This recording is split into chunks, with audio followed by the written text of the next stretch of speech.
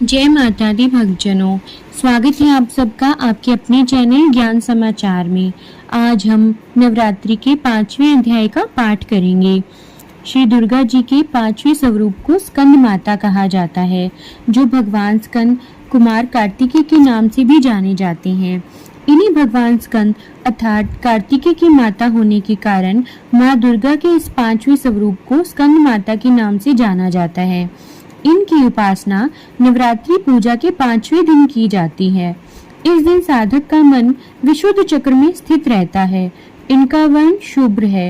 ये कमल के आसन पर विराजमान है, इसलिए इन्हें पद्मासना देवी भी कहते हैं। इनका वाहन भी सिंह है। नवरात्र पूजा के 5वें दिन का शास्त्रों में पुष्कल महत्व बताया गया है। इस चक्र में अवस्थित रहने वाले साधक की समस्त बाह्य क्रियाओं एवं चित्त वृत्तियों का लोप हो जाता है। 5वां अध्याय आरंभ करते हैं। श्री मार्कंडेय जी बोले, पूर्व काल में निशुंभ और शुंभ नामक असुरों ने अपने बल के घमंड में आकर शचीपति इंद्र के हाथ से तीनों लोकों का राज्य और यज्ञभाग छीन लिए। वे ही दोनों सूर्य, चंद्रमा, कुबेर, यम और वरुण के अधिकार का भी उपभोग करने लगे। वायु और अग्नि का कार्य भी वे ही करने लगे। उन दोनों ने सब देवताओं को अपमानित, राज्य भ्रष्ट, पराजित और अधिकारहीन करके स्वर्ग से निकाल दिया। उन दोनों महान असुरों से तिरस्कृत देवताओं ने अपराजिता देवी का स्मरण किया और सोचा, जगदम्बा ने हम लोगों को वर दिया था कि आपत्ति काल में याद करने पर मैं तुम्हारी सब आपत्तियों को तत्काल नाश कर दूंगी। यह विचार कर देवता गिरिराज हिमालय पर गए और वहां भगवती विष्णु माया की स्तुति करने लगे। देवता बोले, देवी को नमस्कार है, महादेवी शिवा को नमस्कार है, प्रकृति एवं भद्रा को प्रणाम है। हम लोग नियम पूर्वक जगदम्बा को नमस्कार करते हैं। रुद्रा को नमस्कार है, नित्या, गौरी एवं धात्री को नमस्कार है, ज्योत्सनामयी, चंद्रूपणी एवं सुख स्वरूपा देवी को सत प्रणाम है। शरणागतों का कल्याण करने वाली वृद्धि एवं सिद्धि रूपा देवी को हम बारंबार नमस्कार करते हैं। राक्षसों की लक्ष्मी, राजाओं की लक्ष्मी तथा शिव पत्नी स्वरूपा आप जगदम्बा को हमारा बारंबार नमस्कार है।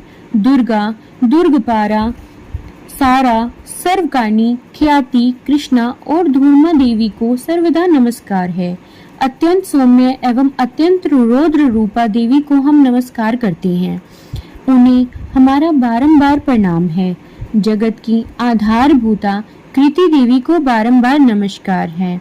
जो देवी सब प्राणियों में विष्णु माया के नाम से जानी जाती है, उनको नमस्कार, उनको नमस्कार, उनको बारंबार नमस्कार है। जो देवी सब प्राणियों में चेतना कहलाती है, उनको नमस्कार, उनको नमस्कार, उनको बारंबार नमस्कार है। जो देवी सब प्राणियों में बुद्धि रूप से स्थित है, उनको नमस्कार, उनको नमस्कार, उनको बारंबार नमस्कार है। जो देवी सब प्राणियों में निद्रा रूप से स्थित है, उनको नमस्कार, उनको नमस्कार, उनको बारंबार नमस्कार है। जो देवी सब प्राणियों में क्षुधा रूप में स्थित है, उनको नमस्कार, उनको नमस्कार, उनको बारंबार नमस्कार है। जो देवी सब प्राणियों में छाया रूप में स्थित है, उनको नमस्कार, उनको नमस्कार, उनको बारंबार नमस्कार है। जो देवी सब प्राणियों में शक्ति रूप में स्थित है, उनको नमस्कार, उनको नमस्कार, उनको बारंबार नमस्कार है। जो देवी सब प्राणियों में तृष्णा रूप में स्थित है, उनको नमस्कार, उनको नमस्कार, उनको बारंबार नमस्कार है। जो देवी सब प्राणियों में क्षमा रूप में स्थित है, उनको नमस्कार, उनको नमस्कार, उनको बारंबार नमस्कार है। जो देवी सब प्राणियों में जाति रूप में स्थित है, उनको नमस्कार, उनको नमस्कार, उनको बारंबार नमस्कार है। जो देवी सब प्राणियों में लज्जा रूप में स्थित है, उनको नमस्कार, उनको नमस्कार, उनको बारंबार नमस्कार है। जो देवी सब प्राणियों में शांति रूप में स्थित है, उनको नमस्कार, उनको नमस्कार, उनको बारंबार नमस्कार है। जो देवी सब प्राणियों में श्रद्धा रूप में स्थित है, उनको नमस्कार, उनको नमस्कार, उनको बारंबार नमस्कार है। जो देवी सब प्राणियों में कांति रूप में स्थित है, उनको नमस्कार, उनको नमस्कार, उनको बारंबार नमस्कार है। जो देवी सब प्राणियों में लक्ष्मी रूप में स्थित है, उनको नमस्कार, उनको नमस्कार, उनको बारंबार नमस्कार है। जो देवी सब प्राणियों में वृत्ति रूप में स्थित है, उनको नमस्कार, उनको नमस्कार, उनको बारंबार नमस्कार है। जो देवी सब प्राणियों में स्मृति रूप में स्थित है, उनको नमस्कार, उनको नमस्कार, उनको बारंबार नमस्कार है। जो देवी सब प्राणियों में दया रूप में स्थित है, उनको नमस्कार, उनको नमस्कार, उनको बारंबार नमस्कार है। जो देवी सब प्राणियों में तुष्टि रूप में स्थित है, उनको नमस्कार, उनको नमस्कार, उनको बारंबार नमस्कार है। जो देवी सब प्राणियों में मातृ रूप में स्थित है, उनको नमस्कार, उनको नमस्कार, उनको बारंबार नमस्कार है। जो देवी सब प्राणियों में भ्रांति रूप से स्थित है, उनको नमस्कार, उनको नमस्कार, उनको बारंबार नमस्कार है। जो जीवों के प्राणियों में इंद्रिय वर्ग की अधिष्ठात्री देवी एवं सब प्राणियों में सदा व्याप्त रहने वाली है, उन व्याप्ति देवी को नमस्कार है। जो देवी चैतन्य रूप से इन संपूर्ण जगत को व्याप्त करके स्थित है, उनको नमस्कार, उनको नमस्कार, उनको बारंबार नमस्कार है।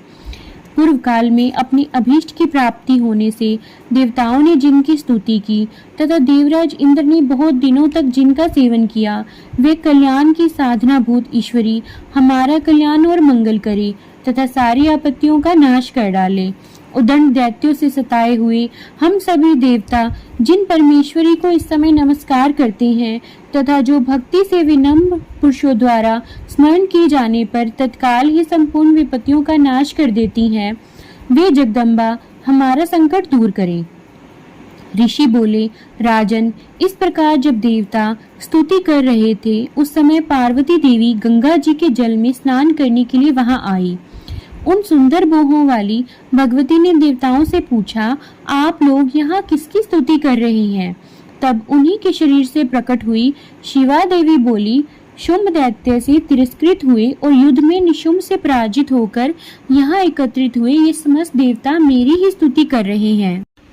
पार्वती जी के शरीर कोश से अंबिका का प्रादुर्भाव हुआ था, इसीलिए ये समस्त लोकों में कौशिकी कही जाती हैं। कौशिकी के प्रकट होने के बाद पार्वती देवी का शरीर काले रंग का हो गया, अतः वे हिमालय पर निवास करने वाली कालिका देवी के नाम से विख्यात हुई। तदंतर शुंभ निशुंभ के भृत्य चंडमुंड वहां आए और उन्होंने परम मनोहर रूप धारण करने वाली अंबिका देवी को देखा। फिर वे शुंभ के पास जाकर बोले, महाराज, एक अत्यंत मनोहर स्त्री है जो अपनी दिव्य कांति से हिमालय को प्रकाशित कर रही है। वैसा उत्तम रूप कहीं किसी ने भी नहीं देखा होगा। हे असुरेश्वर, पता लगाइए यह देवी कौन है और उसे प्राप्त कीजिए। स्त्रियों में तो वह रतन है, उसका प्रत्येक अंग बहुत ही सुंदर है तथा वह अपने श्री अंगों की प्रभा से संपूर्ण दिशाओं में प्रकाश फैला रही है। दैत्यराज, अभी वह हिमालय पर ही स्थित है, आप उसे देख सकते हैं। प्रभु, तीनों लोकों में मणि, हाथी और घोड़े आदि जितने भी रतन हैं, वे सब इस समय आपके घर में शोभा पा रहे हैं। हाथियों में रतनभूत ऐरावत, यह परिजात का वृक्ष और यह घोड़ा, यह सब आपने इंद्र से ले लिया है। हंसों से युक्त यह विमान भी आपके आंगन में शोभा पाता है। यह रतनभूत अद्भुत विमान जो पहले ब्रह्मा जी के पास था, अब आपके यहाँ लाया गया है। यह निधि आपने कुबेर से छीन लिए हैं। समुद्र ने आपको माला भी भेंट की है जो केसरों से सुशोभित है और जिसके कमल कभी कुमलाते नहीं है। सुवर्ण की वर्षा करने वाला वरुण का छत्र भी आपके घर में शोभा पाता है तथा ये सर्वश्रेष्ठ रथ जो पहले प्रजापति के अधिकार में था, अब आपके अधिकार में है। दैत्येश्वर, आपने हर शक्ति को छीना है। वरुण का पाश और समुद्र में उत्पन्न होने वाले सब प्रकार के रत्न आपके भाई निशुंभ के अधिकार में हैं। अग्नि ने भी स्वतः शुद्ध किए हुए 2 वस्त्र आपकी सेवा में अर्पित किए हैं। दैत्यराज, इस प्रकार सभी रत्न आपने एकत्र कर लिए हैं। फिर जो स्त्रियों में रत्न रूपी कल्याणमयी देवी है, इसे आप अपने अधिकार में क्यों नहीं लेते हैं? ऋषि बोले, चंडमुंड का यह वचन सुनकर शुंभ ने महादैत्य सुग्रीव को दूत बनाकर देवी के पास भेजा और कहा, तुम मेरी आज्ञा से उसके सामने ये बातें कहना और ऐसा उपाय करना जिससे प्रसन्न होकर वह शीघ्र ही यहाँ आ जाए। वह दूत पर्वत के अत्यंत रमणीय प्रदेश में जहाँ वह देवी सुशोभित थी वहां गया और मधुर वाणी में कोमल वचन बोला। दूत बोला, देवी, दैत्यराज शुंभ इस समय तीनों लोकों के परमेश्वर हैं। मैं उन्हीं का भेजा हुआ दूत हूँ और यहाँ तुम्हारे ही पास उपस्थित हुआ हूँ। उनकी आज्ञा सदा सब देवता एक स्वर में मानते हैं, कोई उसका उल्लंघन नहीं कर सकता। वे संपूर्ण देवताओं को परास्त कर चुके हैं। उन्होंने तुम्हारे लिए जो संदेश भेजा है उसे सुनो। संपूर्ण त्रिलोकी मेरे अधिकार में है। देवता भी मेरी आज्ञा के अधीन चलते हैं। संपूर्ण यज्ञों के भोगों को भी मैं ही भोगता हूँ। तीनों लोकों में जितने श्रेष्ठ रत्न हैं वे सब मेरे अधिकार में हैं। देवराज इंद्र का वाहन ऐरावत जो हाथियों में रत्न के समान है मैंने छीन लिया है। क्षीर सागर का मंथन करने से जो अशिव रत्न प्रकट हुआ है उसे देवताओं ने मेरे पैरों पर पड़कर समर्पित कर दिया है। सुंदरी, उनके अतिरिक्त और भी कितने ही रत्नभूत पदार्थ देवताओं, गंधर्व और नागों के पास थे, वे सब मेरे ही पास आ गए हैं। देवी, हम लोग तुम्हें संसार की स्त्रियों में रत्न मानते हैं, अतः तुम हमारे पास आ जाओ, क्योंकि रत्नों का उपभोग करने वाले हम ही हैं।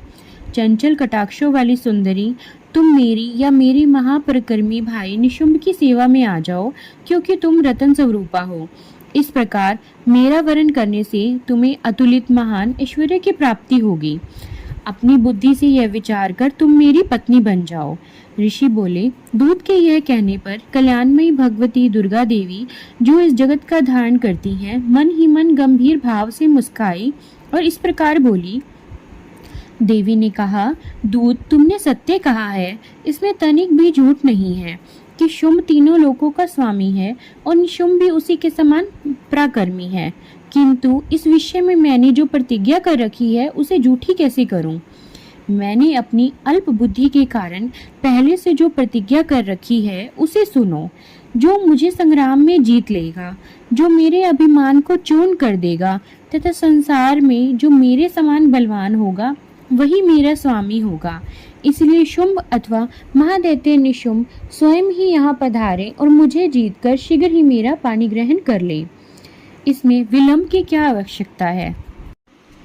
दूत बोला, देवी, तुम अभिमान में भरी हो, मेरे सामने ऐसी बातें मत करो।